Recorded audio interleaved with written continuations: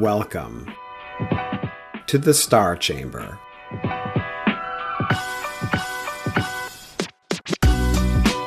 I'm Ryan Swayze, a retired Air Force Lieutenant Colonel and the founder and president of the Walk the Talk Foundation, a nonprofit that advocates for and advises currently serving and former military service members going through the arduous journey of administrative processes and investigations in our government.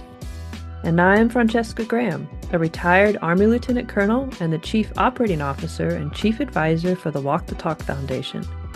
For all our returning guests, welcome back. And for our new listeners, thank you for tuning in. Before we begin this week's topic, please do not forget to hit that subscribe button, check out our Walk the Talk Foundation website, and hit that donate button if you think we're doing a good job. Also, check out our newsletter, the DoD Times Redacted, on all the socials, including LinkedIn, X, Instagram, and Facebook. Links in the description. All right, Star Chamber listeners, let's get started.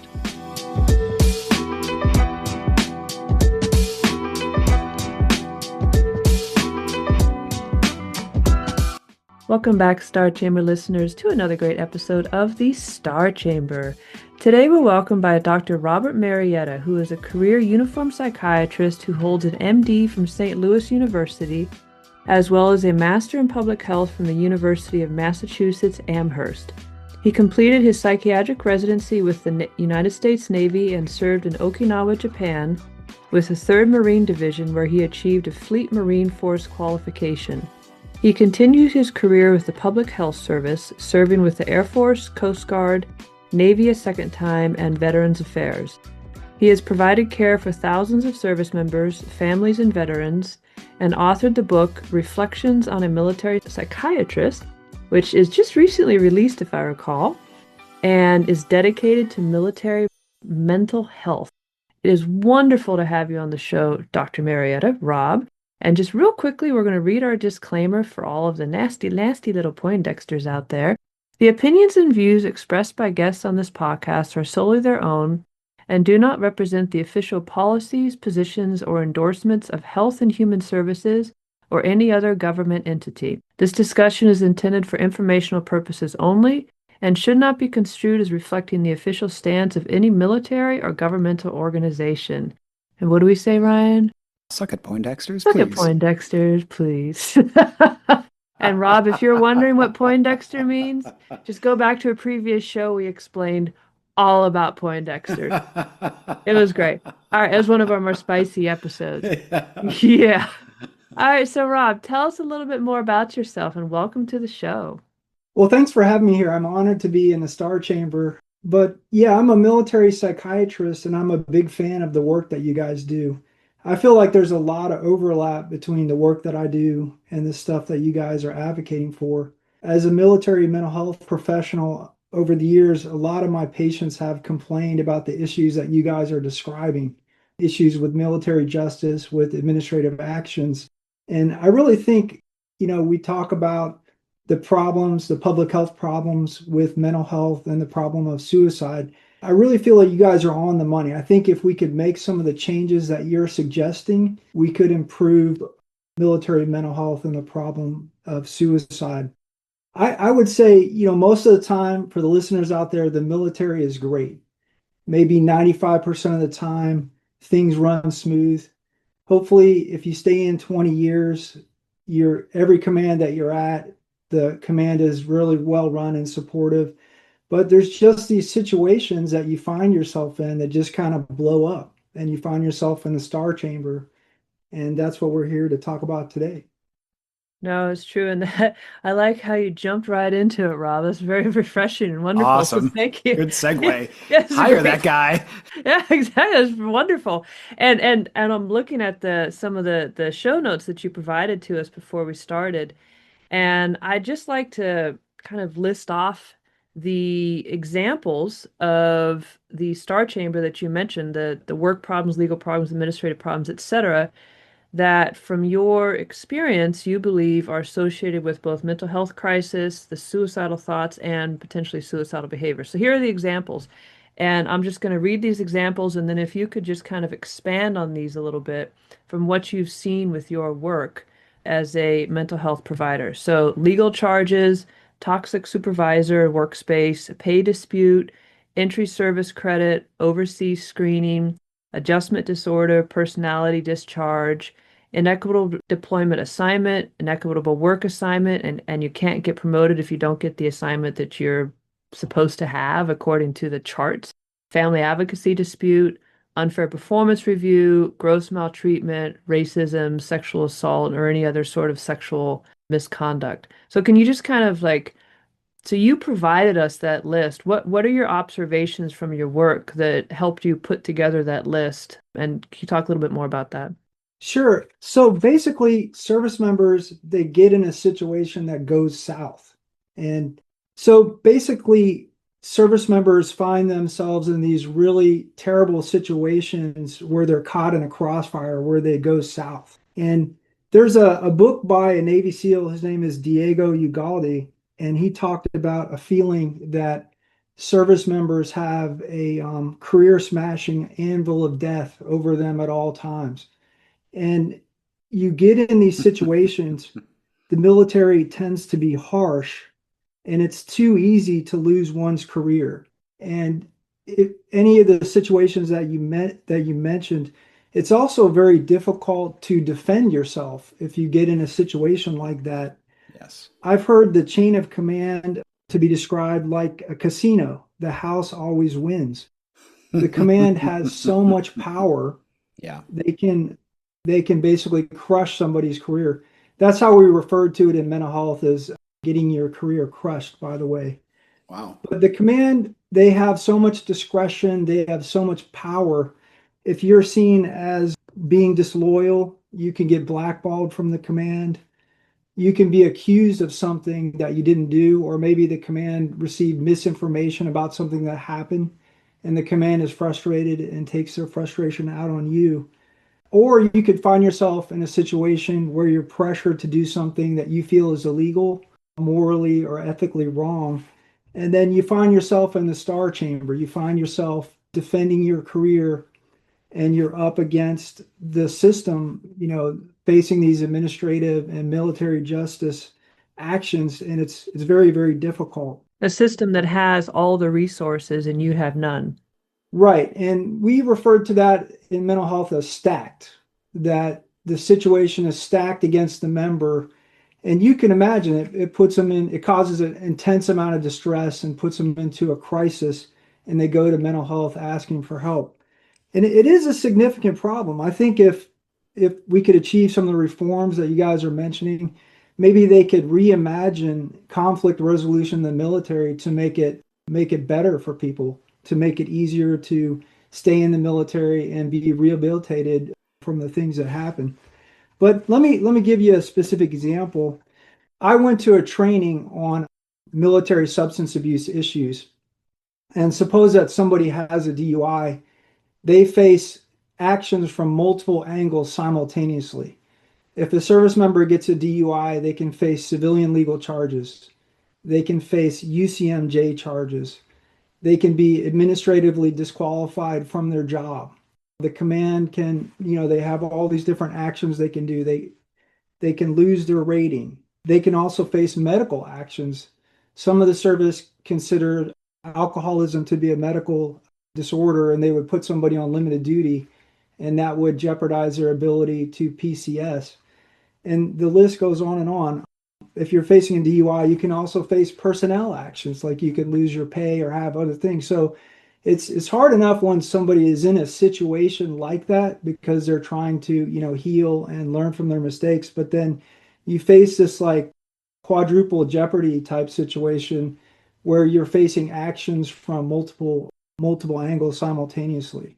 So, Rob, this is very interesting because a lot of the guests we've had on the show have been on one of basically three facets of the star chamber issue, either as a complainant slash witness or victim. That's facet one. Facet two has been as the subject of a complaint, and then facet three have been people who have been involved in investigations, former inspectors general, etc. You bring a very unique perspective, and I want to delve into something you said, which is in the mental health care profession in the military, you're seeing the effects of these star chambers. Can you expound upon a little bit of what you've seen and from where and why? That's a great question. And I've seen so many issues that I do feel it's a significant problem that should be addressed. I'll try to give you some great examples of it. I talked to a gentleman one time that was court-martialed and he was found not guilty, and his career was still ruined due to administrative actions, even though he was found not guilty. And he suffered a moral injury. He felt it was an injustice. He suffered from depression, and it was very difficult to bounce back from that.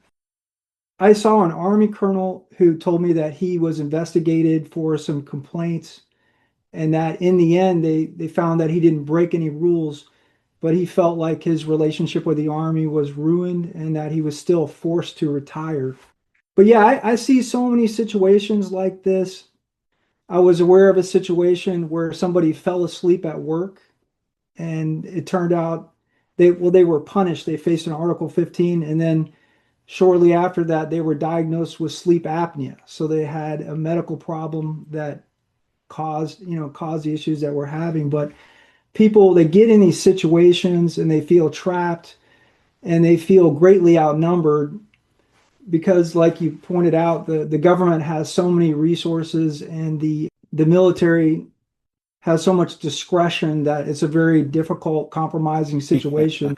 Yeah, agreed. And when you say you've seen so many instances, and as have we, have you been providing care to the people going through these kangaroo courts of administrative justice? Is that the perspective you're coming at this with?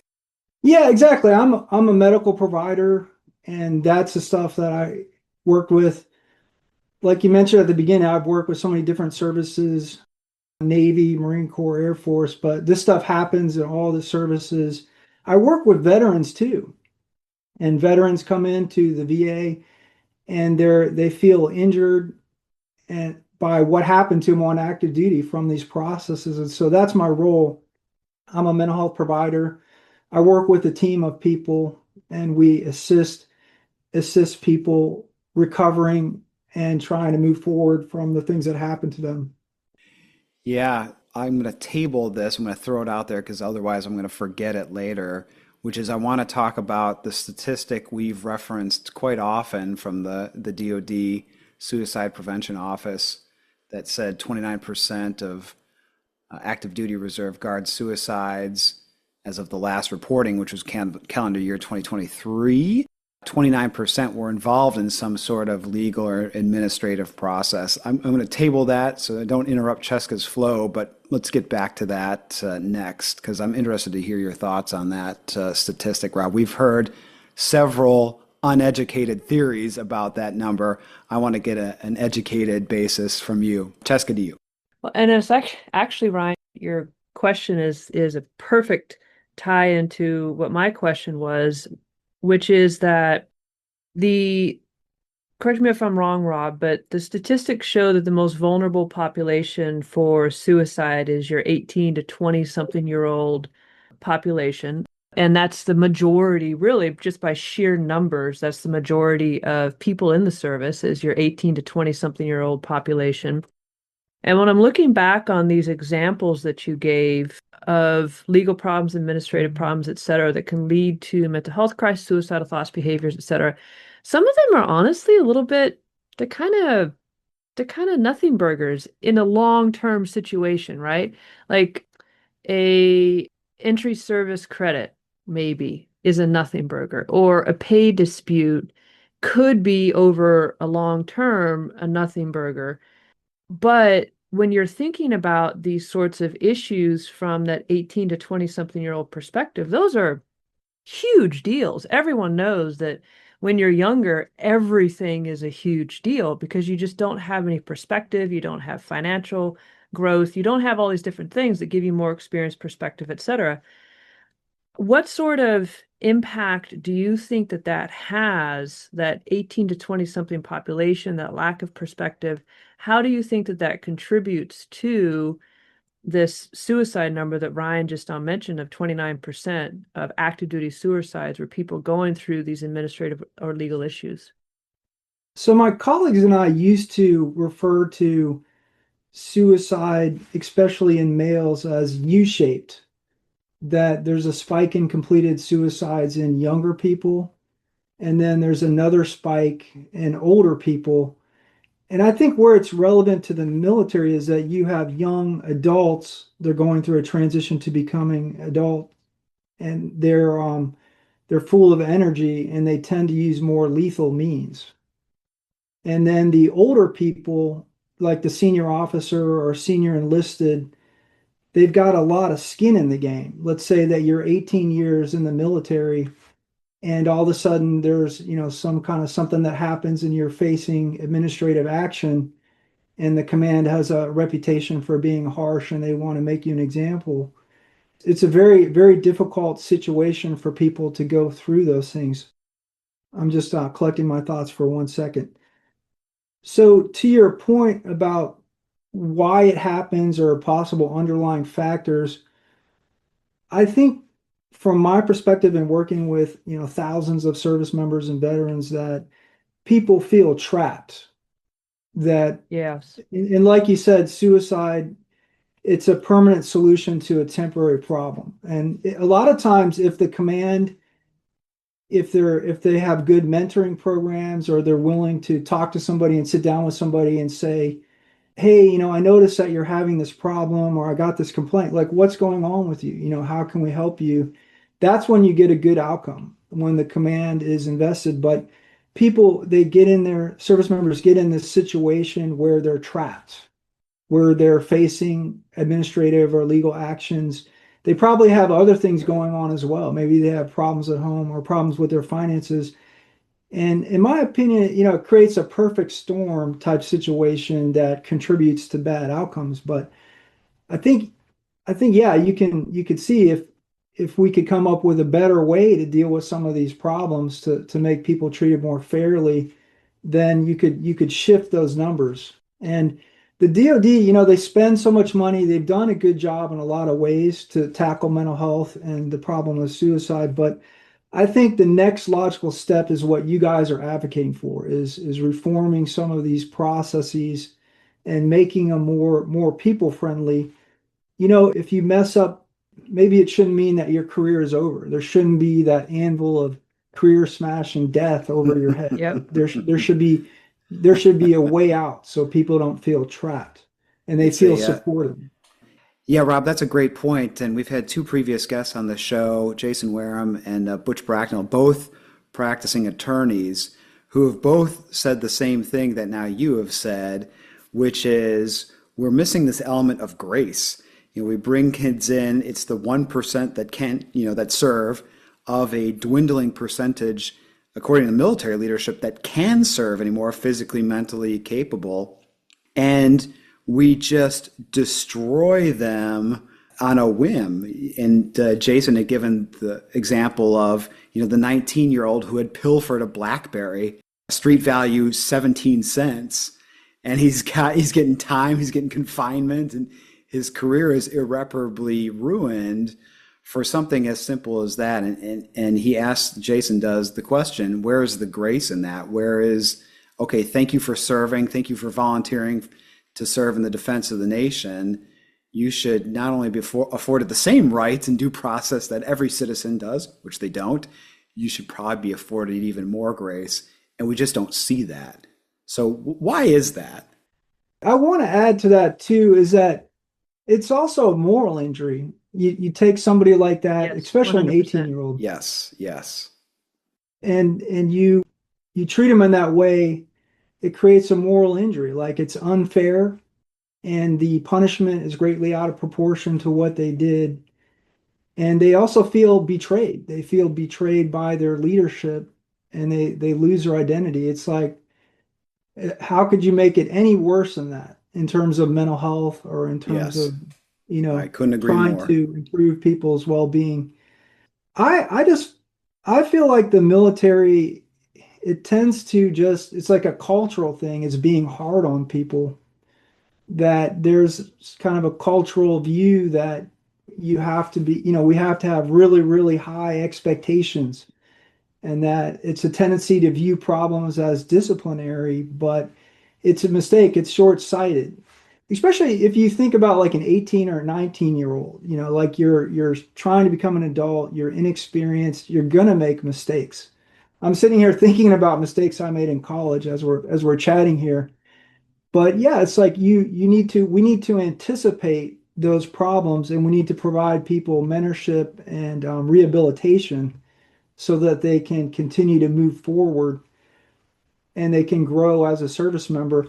Another thing is it's a bad business practice to just be so harsh on people. Not we talked about like the mental health consequences, but the monetary consequences. The military is always talking about how things are short-staffed, and the military invests probably hundreds of thousands of dollars into a service member to get them on active duty. And then, like you said, like something happened, and then what are they going to do? They're going to kick them out.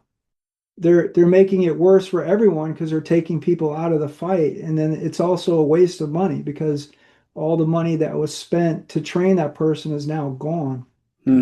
Yes. And you had said earlier about how the DoD has done a lot, has put a lot of resources towards improving mental health or mental health reform.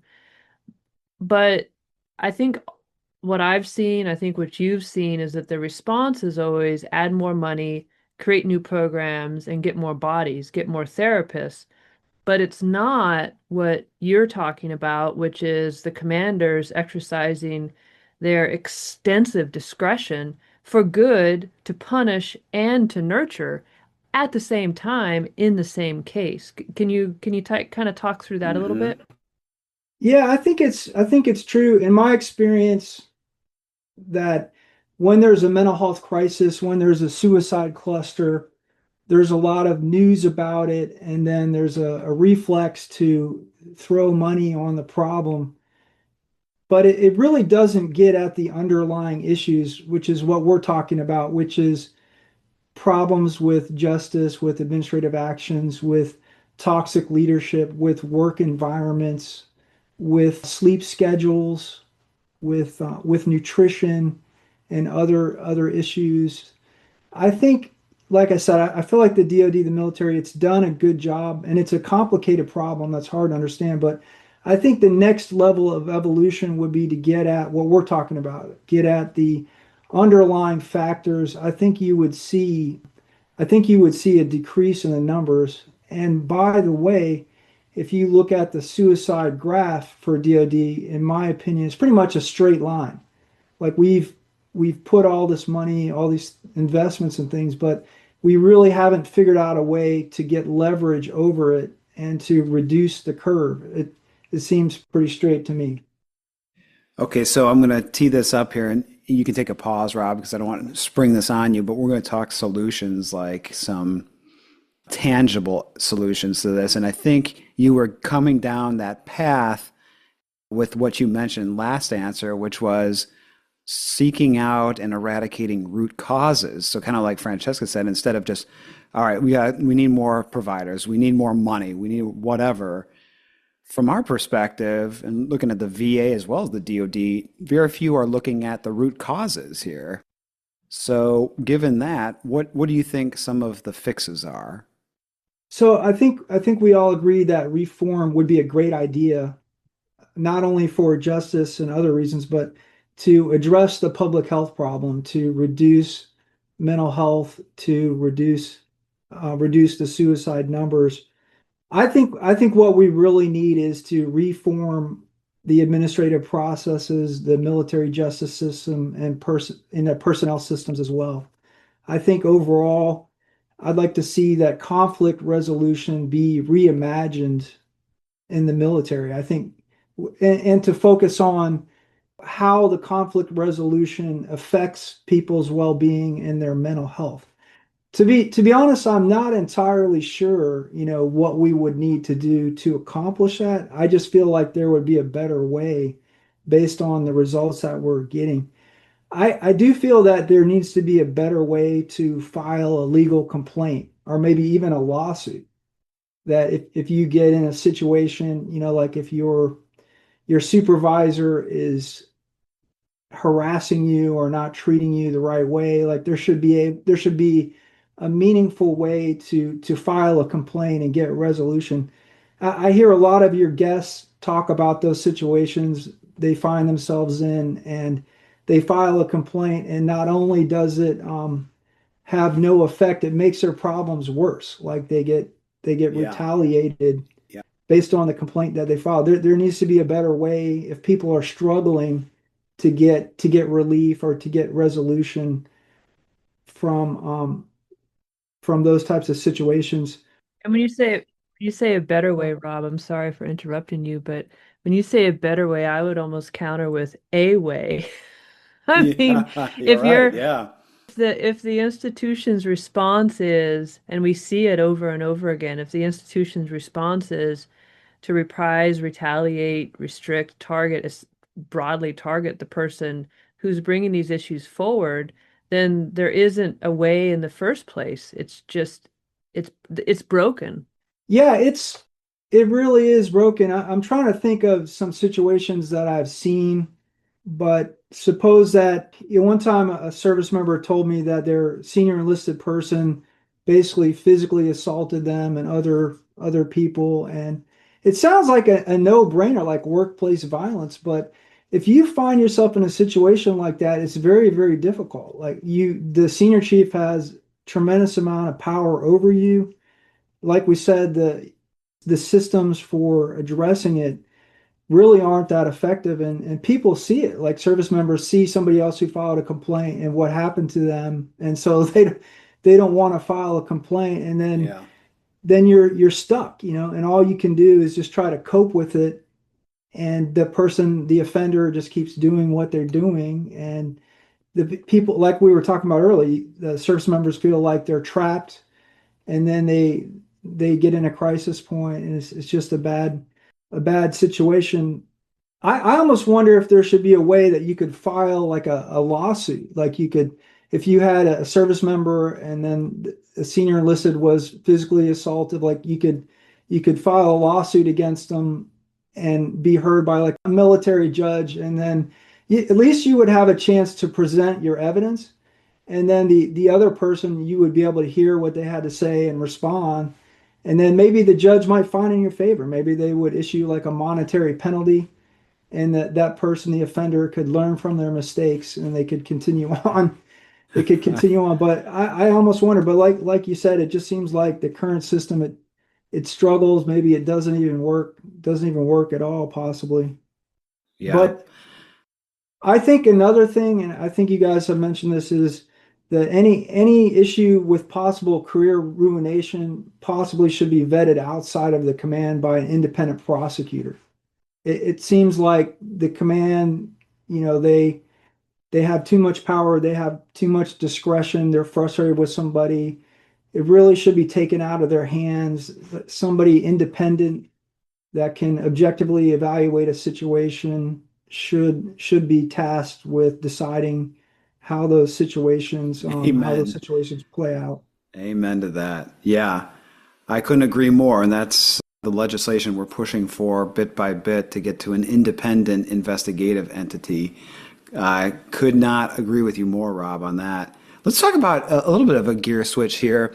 Something we've seen from our approaching 470 some odd cases of the foundation is the apparently retributive mental health evaluation that we see, or at least some complainants, victims, subjects find themselves to be the recipient of, which they believe to be in retaliation.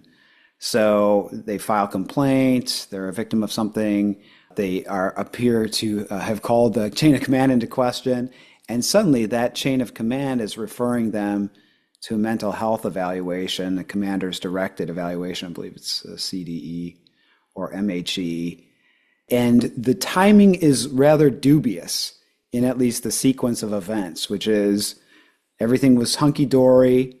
Then the complainant, of course, rocked the boat and now they're in mental health being evaluated, and then suddenly things go south. Have you seen that? Have you ever seen pressure from the chain of command?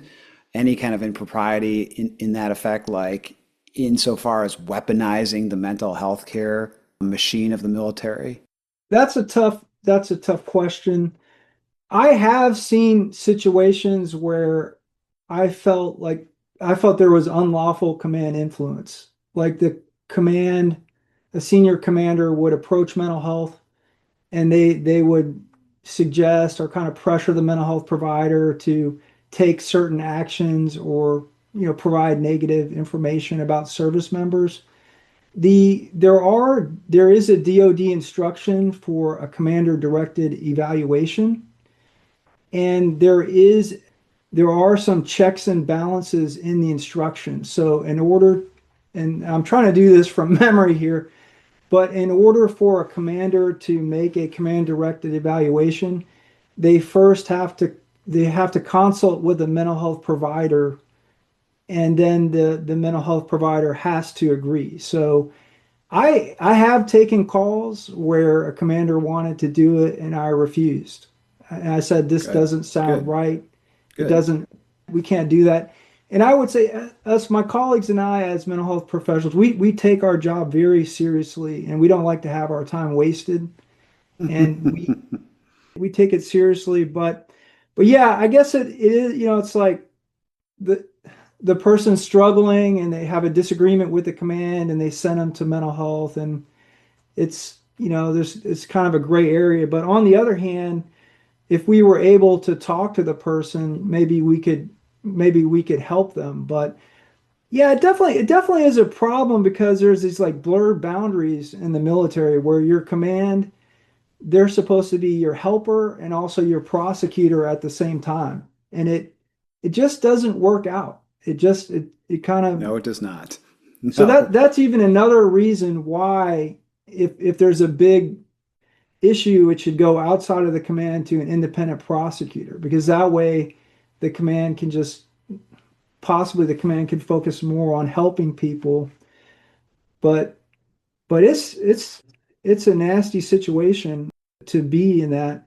But honestly, I can't really think of a specific example off the top of my head where that was abused. Good. So, can you talk a little bit about, Rob, actually, as a minor lead into this? You had mentioned earlier about a case of someone still getting crushed, even though they had been found not guilty in a court martial, but then they were later crushed through an administrative process. And just for our listeners, if you did not know that that could happen, it can, because the standard of evidence, the standard of proof, all of those different things within the administrative process are much lower and or non-existent than in a court martial process.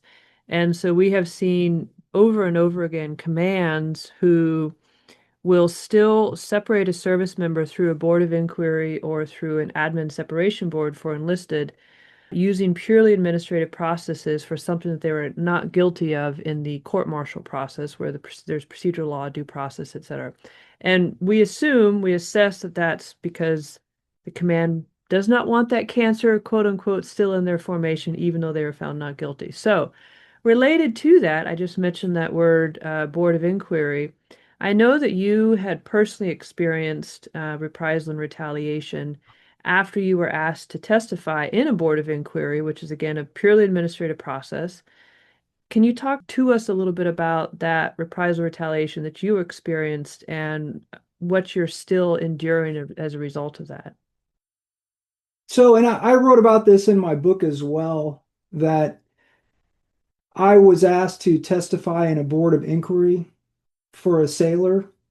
And afterwards, my chain of command, they approached me and said they wanted me to do them a favor and to take another position, which Oh, basically wow. was it Wow. basically was two positions.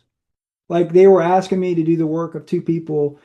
And I felt like I wanted to help and be positive, so I agreed to do it. And then, they called me into a meeting and you know, I show up and the director is there and he looks at me and he says, "Do you understand why we're here today?"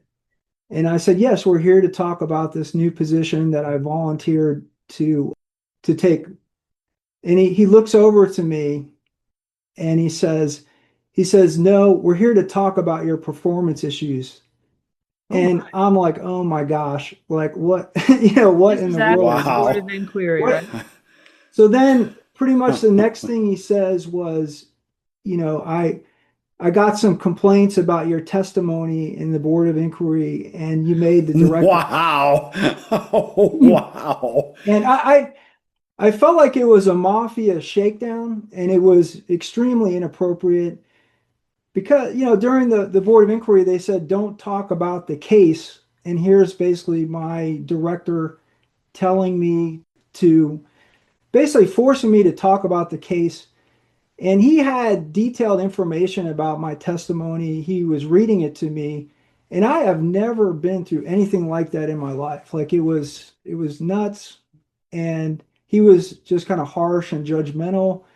And I was trying to reassure him that I was, part of the team and I was trying to do the right thing. And I felt like it was over and done with the situation.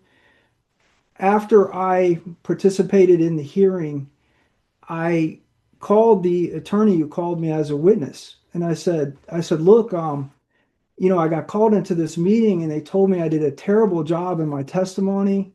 I'm like, give me some feedback. What did I do wrong? And the attorney said, you did nothing wrong, that your chain of command violated rules and regulations designed to protect witnesses in a hearing. Yes. And it was a horrible experience. I really didn't, so I didn't know who to talk to. So I talked to a Navy attorney and he said, this is bad. This is illegal. He said, unlawful command influences the mortal enemy of military justice. And he's like, you've got to file a complaint. And I said, all right, well, help me file a complaint. He said, well, he's like, I can only like shadow write documents for you. I Yeah, I can't can't actually help you. Yeah, actually I write. can't really help you. That's why we exist. Yeah, so I ended up hiring an attorney. I filed an Article 1150 complaint, and I feel the Article 1150 complaint was returned without action. And then, basically I was told that, it's good that you filed a complaint, but you filed to the wrong person. You need to go to the Inspector General. And then I ended up filing Inspector General complaint, and then I feel like it pretty much went nowhere. And I What is an 1150 complaint? Is that similar to in the Army Air Force, what we call it an Article 138, which is basically the a an official way to tell a more senior level commander and your immediate level commander that you believe that the commander is failing in their duties and responsibilities to you as a subordinate officer or subordinate. Is that what 11 Yeah, said? that's exactly what happened. It's the Navy version of Article 1150 complaint, and it was a terrible situation to go through. And I was doing the best I could with the resources available to me, and I personally believe the evaluation I was given was unwarranted. And by the way, the previous year I was given a perfect score, and then I was given this like really low across the board What? Oh, what a performance coinky review. dink. And then the following year I was given another perfect score. So I went from, perfect to, a low score to like a perfect score. And there was no steps in between. Like no one had ever sat down with me and given me, like a formal write up or like a performance improvement plan or anything like that. It was a complete shock to me. And I tried to talk to the folks in my chain of command. I thought we had an understanding, but then they gave me that review, and it basically forced me to file a complaint. So, and then I found myself in a situation just like my patients complain about. My patients, like we talked about, my patients complain about these situations, and I found myself in a very similar situation. It was a very humbling experience, and I've learned a lot from it. I feel like it's made me a better doctor. It More increased my empathy. motivation. For But firsthand empathy. yeah, but yeah, that's my situation. It's pretty frustrating, and it's I really appreciate what the folks that we talk to are suffering from. All right, so Rob, Ryan and I and a lot of our guests have talked about, and you've mentioned a couple times this phrase moral injury. From the actual professional perspective experience, what is moral injury? And do you believe that it is something that for retaliation, reprisal, these types of actions, that moral injury is actually a real thing that should be recognized by, say, the Veterans Affairs Administration? Outside of the battlefield, yeah. So in recent times, moral injury has been recognized by my professional association. The DSM is the book that's used for diagnoses, and recently there was I'm going to call it a small entry that was added for moral injury. I feel like it is a real thing, and it does have overlap with post-traumatic stress disorder. And I have seen a number of patients that suffered a moral injury. I'm trying to think of one off the top of my head, but I remember talking to a gentleman who he had been subject to false allegations about something that happened, and he was just devastated. He was crushed. It was unfair, and he showed all the classic signs of post-traumatic stress disorder. But the difference was in for the diagnosis of post-traumatic stress disorder, you've got to have a life-threatening experience, like you're in Hmm. combat or somebody assaulted you. But Hmm. it's kind of like you're assaulted legally. Maybe it's not life-threatening, but the gentleman did show signs of post-traumatic stress, but it is a real thing that people, if you're a service member and all of a sudden somebody doesn't like you and they decide to ruin your career or take you out, it does create a moral injury. Like it's something that shouldn't happen. It violates your moral code, and it leaves a mark, it leaves a scar, and it takes people time to heal and recover from that. And Rob, just to reiterate what maybe is obvious from the listeners, but not myself, who is making the call in terms of the moral injury must arise from a life-threatening situation, and what are the implications there? So it's complicated to talk about. So that what I was referring to was the diagnosis of post-traumatic stress disorder. Okay. And it has several criteria, and the criteria A for post-traumatic stress disorder includes basically a life-threatening experience. And who's defining that? What authority is That's saying? that's the American Psychiatric Association through the Diagnostics and Statistics Manual, the DSM. That's the basically the guidebook for mental health conditions and the criteria Okay. that's used to define them. Okay. And I will offer my uneducated counter opinion from what we've seen, and you tell me what you think, that the symptoms from a life-threatening PTSD event, such as a battlefield incident, are very similar in nature and sometimes the same as PTSD arising from things such as reprisal, retaliation in the workplace. Do you agree? Yeah, absolutely. I 100% agree. Somebody that suffers retaliation or reprisal, they have a lot of anxiety. They're on edge. They have paranoia. They're worried, what's going to happen next. They have nightmares. They have trouble sleeping. They have intrusive thoughts. They're ruminating about what happened to them, trying to, make sense, trying to process, trying to heal. All right, Rob, you mentioned a little bit earlier about this idea of feeling trapped. And for our listeners who have not been in the military or do not have family members in the military, can you just describe, Rob, what uniquely that means to feel trapped within the military? Because you can't just give your 2 weeks notice, right? And so what does that actually mean in the military context? and what is the impact that that has on someone's mental health? That's a great question. So if you were working outside of the military, let's say you were working at a warehouse and your supervisor came on to you and touched you inappropriately, or verbally assaulted you and berated you or threw something at you, you could basically walk out.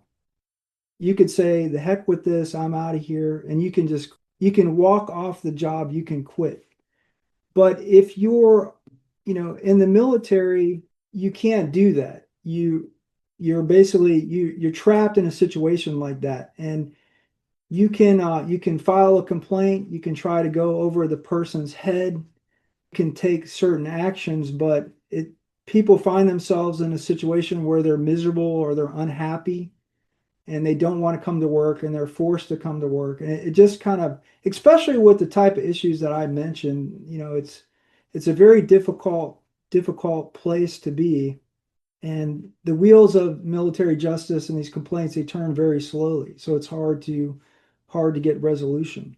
And when you say, you're forced to come to work, you can't just not come to work. So as an example, if you don't come to work because your boss is abusive, whatever it is, you're being sexually assaulted, you might even be raped, who knows what's going on. If you don't come to work, you can then be charged as absent without leave, and you can be arrested and put into prison for being absent without leave. So there's this very, very real, tangible aspect of being trapped. Related to that, then, when we think about mental health care within the DoD and we'll say the Coast Guard as well, because the same Uniform Code of Military Justice rules apply, AWOL, all those sorts of things. What do you think are some of the limitations that mental health care providers themselves have if they do not have military experience, if they cannot understand this underlying context that, yes, a service member might be getting abused, they might be suffering from this moral injury, and the mental health provider does not necessarily understand that they just can't walk away. How does that affect the care of the service member? Or how could that affect the care of the service member? So military mental health, it's a very unique situation. It's a very unique environment. And there's all these different things, like you mentioned, that the person can't leave their work. And then also there's all these duty standards that the person, they can't have certain conditions in the military or they're considered disqualified, or they can't, like if you're a pilot, you can't take certain medications. If you see a non-military mental health provider and they put you on a medicine that's not on the approved list, then it would result in somebody being grounded. So there's all these different aspects, but I think it is helpful if you have a mental health provider that's familiar with the culture, the rules and the regulations of the military so that they can provide effective assistance. Right. Yeah, no, absolutely. And I know, and I've seen quite a bit of conversation social media space specifically about that, about how mental health providers for the military and veterans as well, it's often a struggle if you're not in the military or closely associated with the military, as someone in your family, as an example, that it's hard to kind of understand where that start point is for that military member. So moving forward a little bit, you had provided to us tips for how to change your thinking if you start to have some of these issues, start to experience some of these issues, or you're having a mental health crisis in and of itself. Can you just kind of talk us through some of those tips for our viewers who might be experiencing these issues and are wondering, okay, how do I recover from this? Well, like I said, hopefully you'll have a career in the military and you won't run into issues and it'll be smooth sailing. But if you find yourself in a situation like we've talked about today, I would say the first tip I have is to recognize that your relationship with the command is fractured and that there's a disagreement, and that you could try to invest some energy into trying to repair the relationship with the command in order to prevent the cascade of negative actions and things that's coming down on you. I think that's a really important consideration. I think another thing is to take a step back and take a look at your situation and be realistic about it. If you if you were a civilian and you filed a legal complaint, you probably would have a decent chance of success. But in the military system, as you guys have said, sometimes it's a 2 or 3% substantiation rate. And it's really important to consider that and to decide what winning is. Maybe winning isn't, that you're going to Well legally said. win, Well said. but you're going to, preserve your sanity. You're going to learn from the experience and you're going to move forward, hopefully in your career. I think another coping tip is to realize that how your identity is tied to your job as a service member. A lot of people, understandably, they identify as a soldier, a Marine, an airman, a sailor. And when you're in these situations, the identity is threatened. And I would say there's a low threshold that you could lose your identity. If things don't go well, you could get discharged, and you need to be ready for that. You need to be ready to think about your identity and change your identity and to cut ties with the military if that's the way it's going to be. Some other advice is to understand that legal battles can become all consuming. And we've all seen those folks on social media that are just, I'm going to say, they're obsessed with their struggles and they're very public about it. And you've got to decide, what's healthy and what's not healthy. I feel like some they get too far on the unhealthy side. You've got to take care of yourself. You've got to have good sleep, nutrition, etc.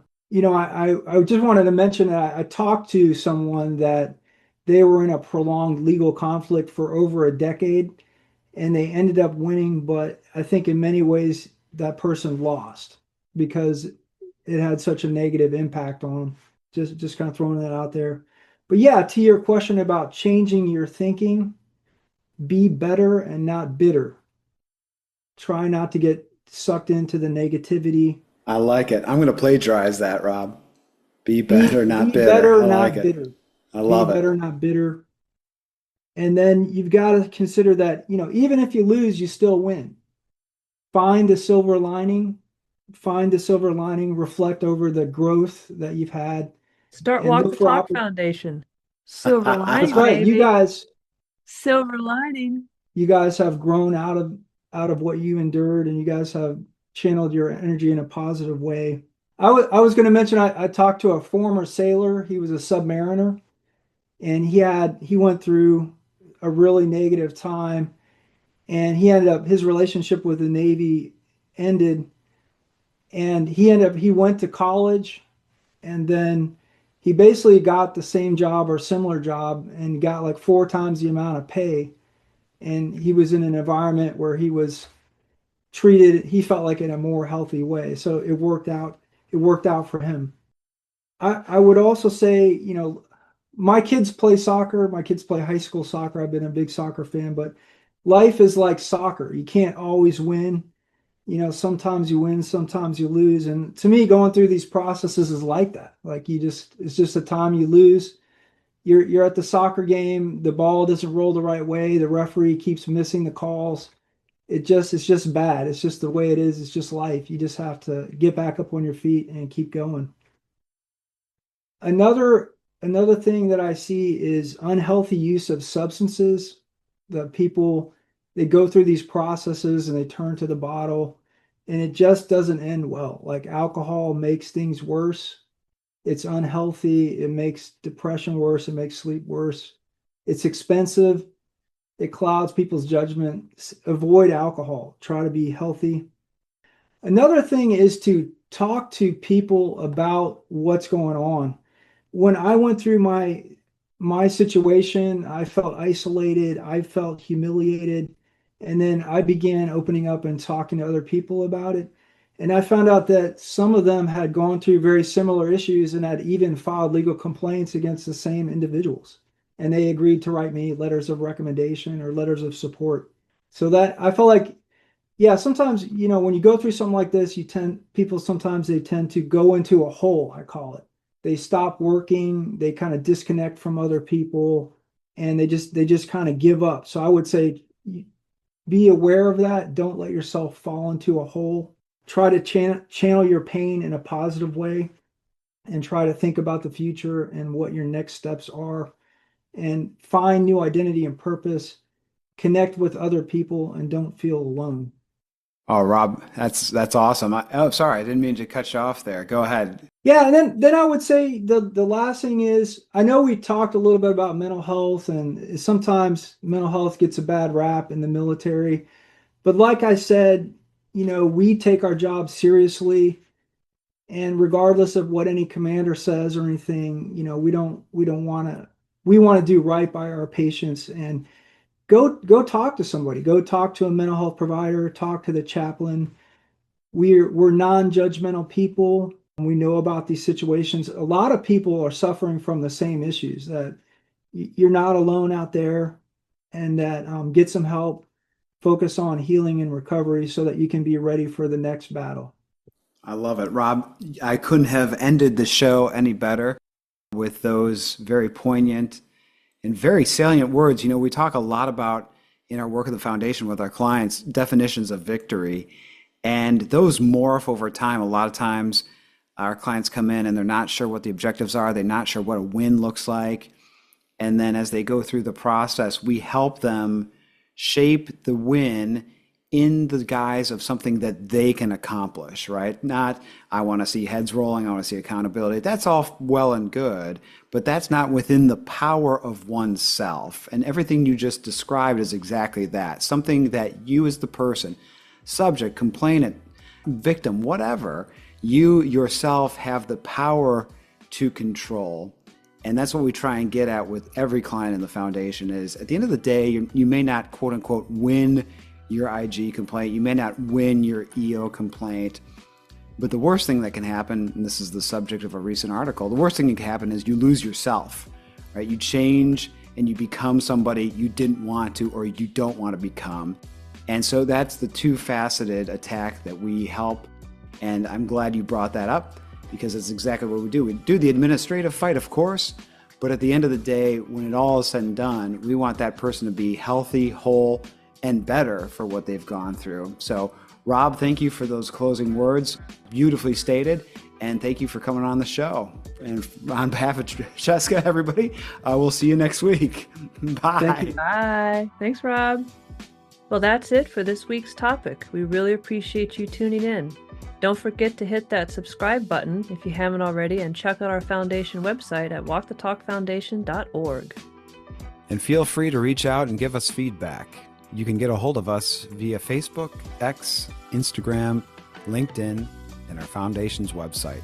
Details in the description section. Thanks for tuning in, and see you next episode.